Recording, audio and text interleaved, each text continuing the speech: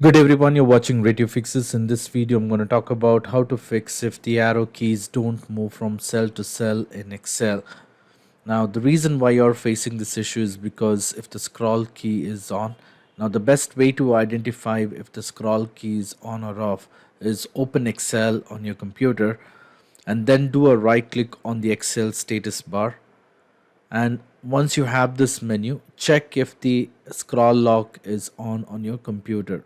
Now to turn off the scroll lock, you can either use your keyboard. In case if you have a scroll lock key on your keyboard, press the scroll lock key on your keyboard and that should turn off the scroll.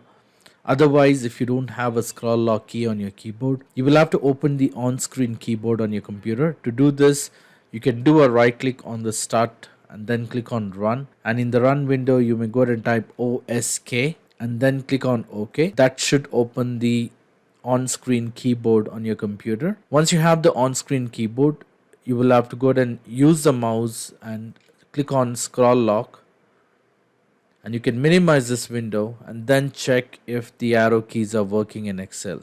So this should fix the problem. I hope this video was useful. In case if you like this video, please make sure to hit the like button and do not forget to subscribe to my channel. Thank you. Have a great day.